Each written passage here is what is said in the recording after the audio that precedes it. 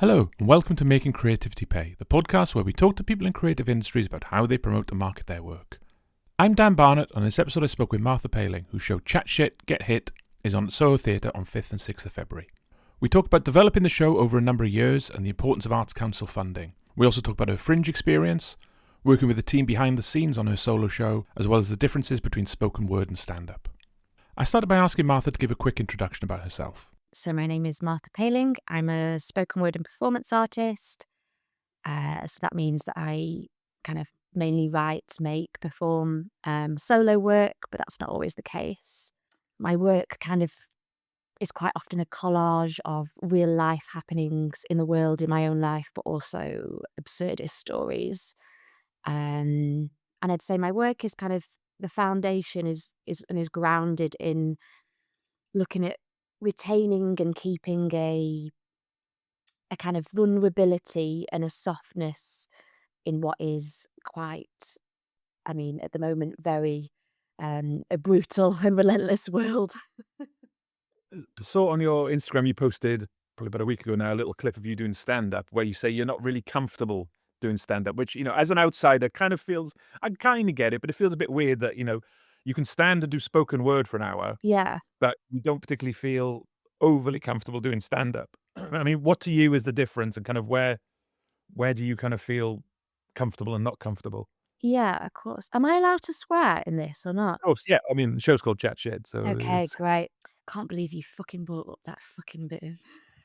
Yeah, I so that kind of little tiny bit of stand up is my only kind of experience, and I did the Soho stand up lab course mainly because I was kind of intrigued about what goes on kind of behind the scenes and what makes up kind of stand up. My show is kind of, even though my work is predominantly kind of experimental theatre and spoken word, they have elements of humour in. But for me, there's such kind of impeding pressure to be funny, which is obviously what stand up is. Whereas in kind of the spoken word and theatre world, if there is humour, it is a nice addition and it brings something else to the stage. But yeah, I just don't think. I'd say I'm kind of marginally funny some of the time, and you gotta be you gotta be quite fucking funny for stand up. Um, I also think just the lifestyle. I know that in the stand-up world, you've got to be gigging, you know what I mean? Particularly to get yourself off the ground, like 4, 5, possibly more nights a week, and that's just not something that I could keep up with. And I also don't think I have um, the right kind of soul. God, nothing more arty than using the word soul in the first 5 minutes. I don't have the kind of soul to be able to, for a joke not to land and to, in empty. I think it takes a certain kind of person and kind of admirable resilience to be a comedian. And obviously there's certain stuff you need for the spoken word of theatre world. But yeah, not my style, but really interesting to do it. And I met loads of kind of up and coming comedians during my time in that. So it was incredibly useful, but absolutely filled me with fear. So going back to the show, I don't know if you want to kind of talk a little bit about the show, and obviously, it's coming up in Soho Theatre in a couple of weeks. Yeah.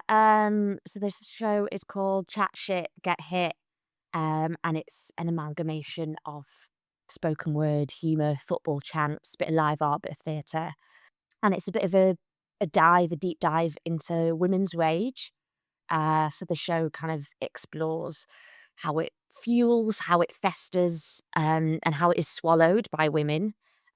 So it kind of takes you on a journey of recovery, solidarity, but also predominantly looking at the suppression of women's rage, both personally through my own lived experience and then also in the kind of wider picture of being a woman or a non-binary person kind of walking through the world.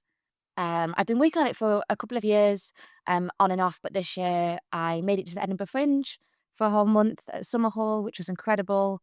And I took it on a tour up north in Lancashire, which is where I'm from. And then it's going to be on at Soho Theatre on, let me get this right, Thursday the 5th, Friday the 6th of February. And it's selling quite well, which is great. But I want to sell more. So if you listen to this, get yourself there. Kind of spoke to a few people who've done shows at Soho Theatre, and it's kind of on their kind of bucket list, for want of a better phrase, Yeah. to kind of do a show at the Fringe and then transfer to Soho. I mean, was that a big thing for you? Yeah, massively. I mean, there's part of me that's like, that wants to play it very cool, done. You know, it's like, oh yes, the natural progression. But I'm actually really, really excited. Yeah, I moved to London, I don't know, 13, 14 years ago. And after I'd seen a couple of shows there, that's where I wanted to be on. So it's very much been, as you say, on the bucket list for about 10 years, which is so incredibly exciting.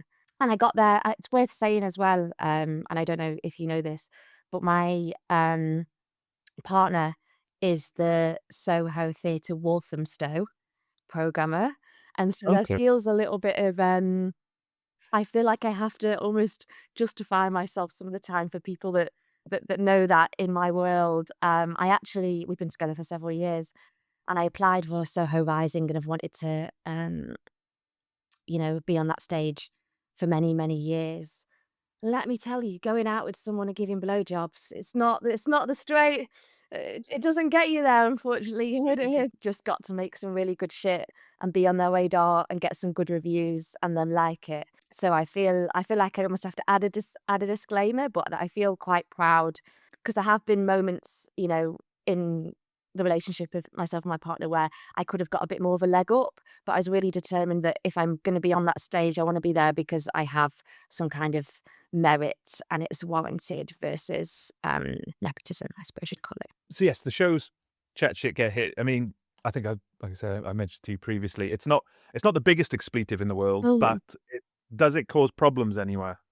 And was there any Mm. time where you thought it would be something else? But obviously that's then kind of watering things down. So it's kind of Yeah. Um, the name was pretty solid, I'd say, from the start. I wouldn't say it's caused huge problems. I was having a little bit of a think about this, and the main areas are obviously at the Edinburgh Fringe, they're really hot on their posters not having any kind of expletive in, and they also have lots of different rules, like you're not allowed to have a weapon next to you on the poster, or not that I did, or be drinking alcohol, or lots of different rules. They're really, really strict on that, I guess, because people submit some wild things. So for Edinburgh, it was a bit of an issue. So all the outdoor posters, they had to not only just star out shit, but they had to have a big banner over it saying censored.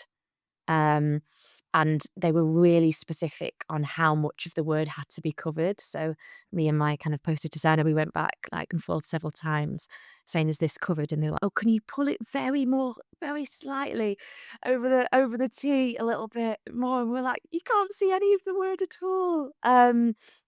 But you can kind of get the gist of what it is. But actually outdoor posters in other places up north and in London, never an issue.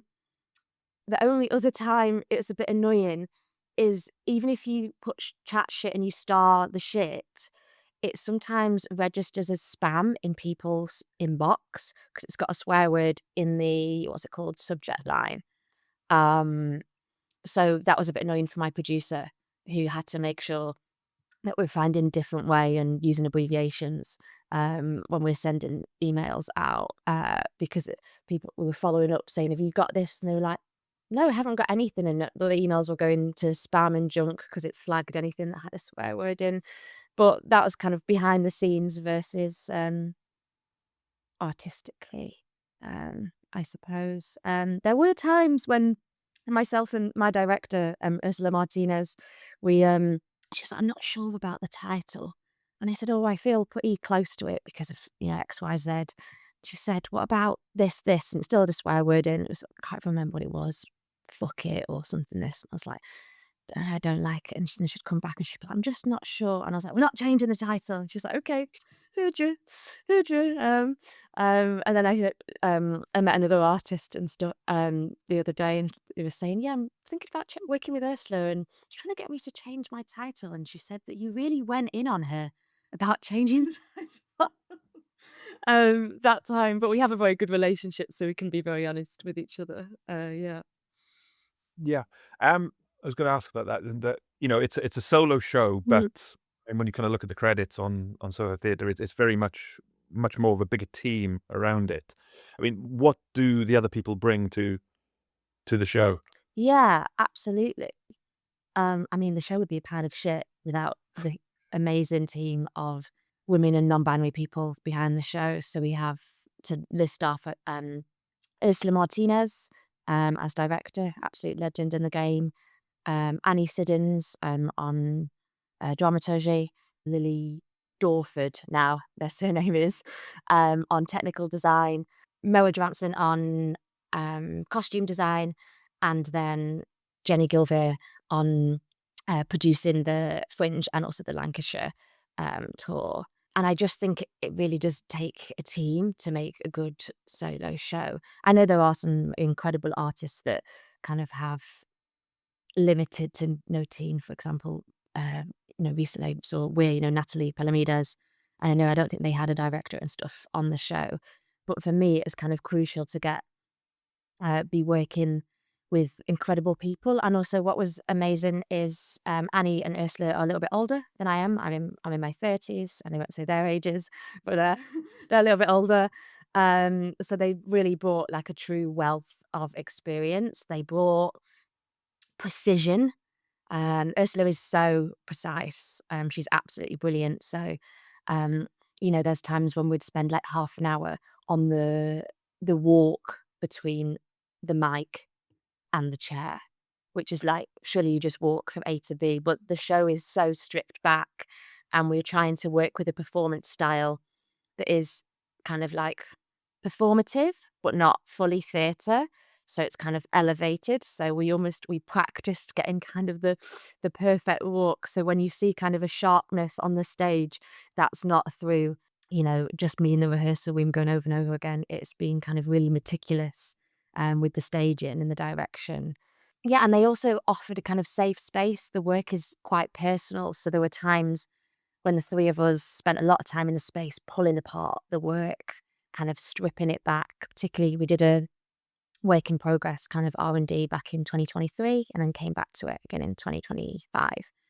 So pulling it apart, I'd also had space away from the work, which is so important as an artist working with personal material, to go back in, make the story kind of clearer, add little bits of humor, texture, and then also behind the scenes, there are lots of other vital people who, for example, Kim Jonas, who's a biochemist in women's health that I worked with kind of in the research stages, looking at how anger affects sickness and kind of physiologically in the body, even though theatre is, lots of made up and bells and whistles. For me, it's important that the show is grounded in truth, kind of, yeah, value based and integrity wise. That's important. Yeah, having a stripped backstage, but having a really beautiful kind of precise costume. Everything in the costume is made for every exact item. So I have pockets that are made to the exact size of my hand, and pockets on my chest that are made to the exact size of each prop. So everything fits kind of perfectly. There's no hiding. And having a producer is just, I mean, a producer is such an, they're not valued enough. Producers, Jenny was absolutely brilliant from kind of holding space emotionally to the admin, to building relationships and everything kind of in between. Um, so genuinely, I know you have to say, "Oh, it was a group effort," blah blah blah, but like it was a fucking group effort. Like there was graft from all angles. What was brilliant is Ursula was doing Leclerc at the same time in Edinburgh, so we kind of, she was there for longer, well, for the whole period of time and stuff. So we got to have check-ins, and she'd come and give lots of different notes, kind of as the show was developing with lots of different live audiences. Brilliant, brilliant team. Um, yeah, the show would be a pile of shit. They brought just an elevation, I'd say. Does that make sense? Yes, yes. Before I started doing these, I kind of found it a bit weird in that, especially with a solo show, if you have a director, in that Yeah. if you've got an ensemble and then the director's in charge and directs, I can kind of visualize that. But where you've got like a one-person show and you've written it, you've kind of lived it a lot of the time, and then someone else comes about and says, "Well, what about changing this?" Mm. And a bit like with the name change, you say, "Well, no, fuck off. This is my thing." How hard is it to kind of accept that? Yeah, maybe you're right on that, and kind of change it Yeah. and listen to them. Yeah, really great question. Kind of what does that friction look like? And I think like any relationship, whether that be working, professional, romantic, friendly, like it needs time to build. I think it's going to be a podcast you can't see, but for those listeners back at home, I'm kind of moving my two hands against each other in a kind of way to signify friction. I think we worked really well together. So initially, I'd never worked with a director on a piece of my own work before, so it's kind of finding what that looks like and feels like.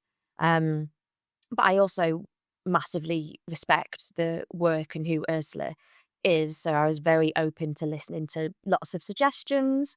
And I think the important thing is to try stuff out. So, like she'd bring stuff to the table, I would bring stuff to the table, and we try stuff out and just get up on stage and do it. And I think until you've done that, you can't see what works and what doesn't.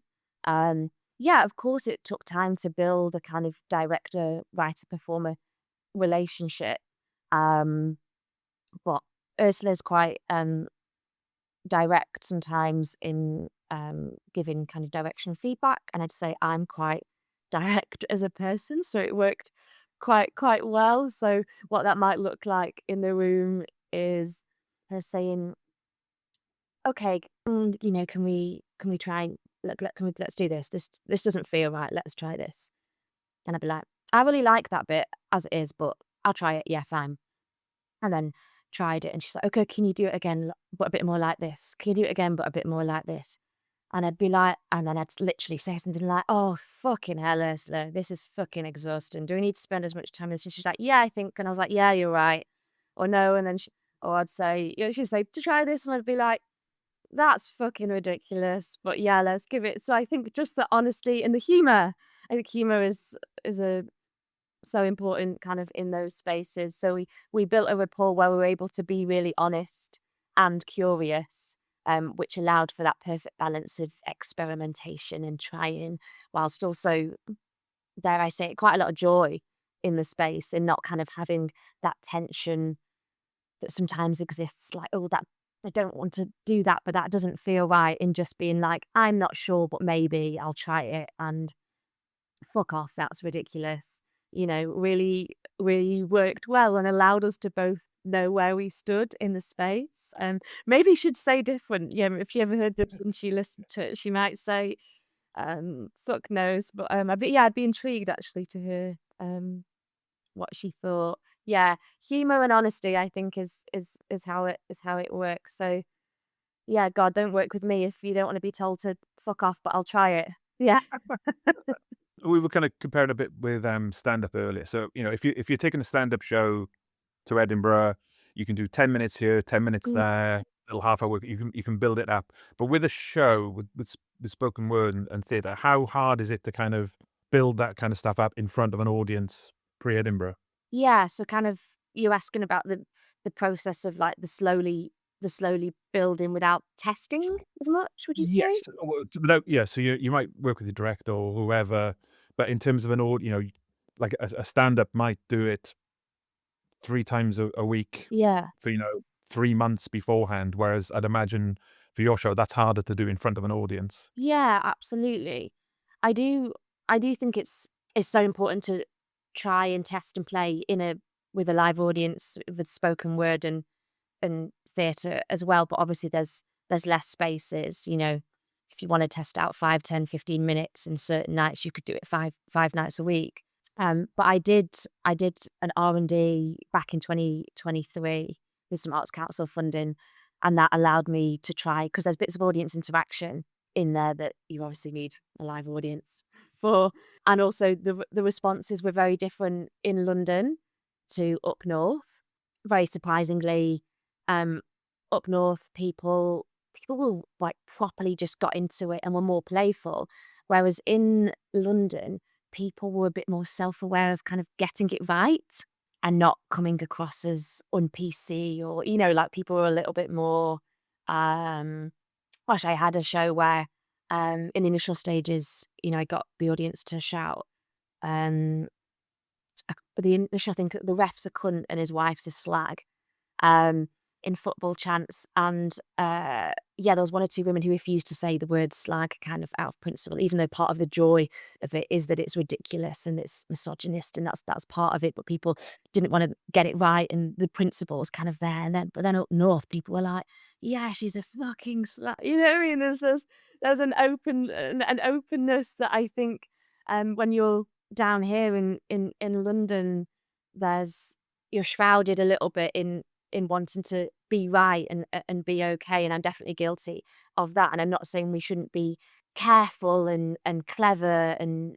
kind of very mindful, incredibly mindful, particularly of what we say in marginalized communities and that stuff. But also at the same time, there might be, in theatre shows, a place where we need to let go a little bit, because the theatre show is giving you space for a little bit of kind of letting go. So I did try and test it and had different kind of responses in the early stages in 23. And then I found kind of experimental performance nights, and kind of spoken word. I'd say my work goes down not as well in a spoken word, because I'm maybe not as, you know, the tree and the flower with the dur and the dur. And that's no shade. I love. I'm a spoken word artist. I live in that world, but I think there's some expectations kind of around that, and not always, but in certain nights in London. So kind of experimental nights where there's a bit of everything.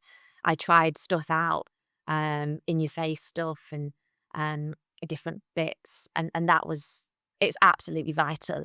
I think I just wish there were more of kind of those nights to try and test stuff. So the show, was, I think it's like 52 minutes to be precise, but built over the course of years of trying and playing, but just maybe with not as much momentum as a comedy show, where you can really get those kind of trials and tests and rehearsals in. You're saying about, starting in 2023 and you had some Arts Council Yeah. funding. I mean, how important was that in kind of getting it up and going? Oh, absolutely. Blessed be the Arts Council, even though it's absolutely fucked and relentless. So I got some Arts Council funding for the R&D in 2023, and I also got Arts Council funding for my Lancashire tour this year, and it just wouldn't, the work would not have been possible. I would not have been able to work with a team of people. I might have been able to have one session with a director, so I'm from a working class background. I'm from Blackpool originally. Not that everyone from Blackpool is working class, but it's quite common. And I graft like a motherfucker. So I have a day job, as lots of people do.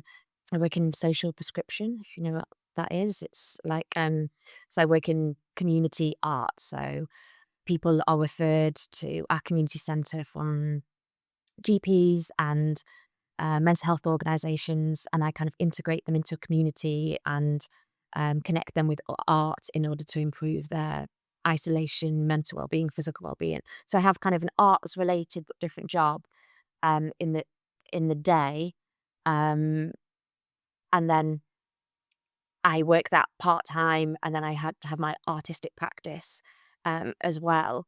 So I'd say how that works is quite often I'm putting little bits of my day job money aside, the very limited, even if it's 20, 25 quid here and there for props, to go back into my artistic practice. If I ever have commissions, um, I don't really pay myself for my time. I always put that money back into chat shit, get hit, as I did, which I know isn't good practice. Like, I don't advocate for that, but that you got to do what you've got to do. At least it's art money going into art. Um, I also got some money from Keep It Fringe fund, which is incredible. I think that was 2.5 grand. And I'm trying to put this carefully, Dan. I got Arts Council money for my Lancashire tour, But very luckily, there was some crossover period in the development that allowed me to develop some of the show for Edinburgh as well as the Lancashire Fringe, if you can read between the lines there, kind of along the way. And it just wouldn't have been possible. It just wouldn't. There's no way I would have been able to get there, pay for accommodation, pay for a team, pay for a venue split. Um, just not. And then also on top of that, I think people forget a month off work is actually a really long time if you're not working in kind of a really relaxed job. I used to work at the Barbican kind of front of house, and that was like a 0-hour contract, which had pros and cons. So you could take a month off, but it also meant, you wouldn't get consistent pay. So I had to really, I'm not allowed to take a month off work, but I found a way to take. I used basically all my annual leave, and then begged and pleaded to take unpaid leave, which doesn't even exist in my job. But I asked really kindly, I've been there for quite a few years. So I think people forget that it's not just money, but it's time as well to make things work. And I also think there's still this weird thing of like, you should take that to Edinburgh, like that's an Edinburgh show. And I'm like, people can't just fucking take a show to Edinburgh. Do you know what I mean? Like, it's not just you can do it on the bare bones, or you can go via like free Fringe or like this. And like, it's still it's so much money. I know you guys love to talk about money, so I just think it's huge. Performing at the Fringe is huge, not just as an artistic opportunity, but if you're from a background that doesn't afford you lots of time off, lots of money, like, you're fucked. And the only way to get unfucked is by grafting like a motherfucker, kind of having no shame and relentlessly applying and twisting stuff around to make it work. And then you can get there and be in a little bit of debt afterwards. I was really adamant that I didn't come away with loads of debt. So I know some people come and they say, oh, I came and I was 15 grand in debt afterwards. And I like mentally been able to deal with that. Do you know what I mean? It would be like, artist Martha Pailing has successful Fringe and then bashes head against wall due to 15 grand debt. I actually, hold your breath here, I actually made £1.5 grand from a Fringe, which then I obviously directly put back into the Lancashire tour. So it was, in theory, it was made money, but then it just went straight back into kind of touring. As a long-winded answer, but I just think it's so important because people come and it's like, you make it work if you're an artist. You know what I mean? Like, if you really want it enough, you just you make it work. And I'm like, not everyone can make it work. You have to fucking graft like a motherfucker for the kind of creative side, but then you have to graft like a motherfucker to just get yourself through the door. So when people were like, what are the big aims like from the Fringe? Is your aim to like take it on a big tour, do this? And I was like, my aim is to do the Fringe. I was like, and they're, do you want to make big connections and big this? And my aim was, I was like, I want a couple of reviews, and I was like, and I want to perform for the month. And they were like, yeah, it's guaranteed that you'll perform for the month. I was like, no, that's the goal. I've always thought it's quite difficult. There's that balance between self-confidence and self-realization, in that, like you said, you put a show on, you go for a month, and in your head you hope it's a success and it sells out and all that kind of stuff. But there's other people who have 3 people turn up a day and it kind of breaks them. And it's, how hard is that to kind of look at yourself and say, yes, it is now in the right shape, it's going to do well. You can never guarantee anything, but you're as confident as you can be that it's going to do well. I think there's shows that go in there, they're incredible, and they get 3 people and they don't have a good Fringe, even though the shows are incredible, because they don't have the money or resources or knowledge for marketing and posters and otherwise. So I'd kind of counteract with that, is, and you can have a brilliant show and it be ready and it be brilliant, but if you just don't have all the other kind of bells and whistles like around it, it might not be the one. And people say, oh, it just takes one person to blow it up, and I'm like, yeah, sometimes, but sometimes it doesn't. I think for me, having it at Summer Hall was huge. I know I didn't want to be in any other venue. And then luckily when I spoke to the programmer, Tom, he was like, yeah, this is exactly the right show to be programmed. I was in former women's locker room, which is like this basement and the walls are like peeling as you go in, which, that's, you could say that's very Fringe, but for Summer Hall, they're quite beautiful venues. So me and Ursula before were like peeling bits of wallpaper, don't tell them this, like off the wall to make it look a bit more like, so they weren't half peeling off and cutting bits of string off like a curtain to make it. And I think I'd say a little bit lucky and then a little bit circumstance that I did really well. So I reckon my capacity for my room was about 30, 35. And I would say bar 3 or 4 days, my room was full every single day, which for my first Fringe, and I'm not really anyone, is absolutely brilliant. And I think that was a combination of having a strong poster with a strong image. I think that was being at Summer Hall, being backed by Summer Hall, and also Summer Hall audiences are really willing and to try and be curious about different things because it's a very curated program. I also think Summer Hall, not all, but Summer Hall audiences, they got a little bit of money, so they're willing to take a little bit more risks. I also think having Ursula's name kind of attached to my work. And then I also think, then obviously you've got word of mouth and I got some great reviews and stuff along the way that boosted it. But I also think I spent the first 2 weeks done being like, yeah, I'm selling out the room, but like it's only 30, 35, like whatever. Like I really didn't value how well, I was doing. I was like, yeah, people are selling out 100 rooms. I'm just selling out 30, 35. And then it took like 2 weeks into being like, shit, son, like I'm doing good.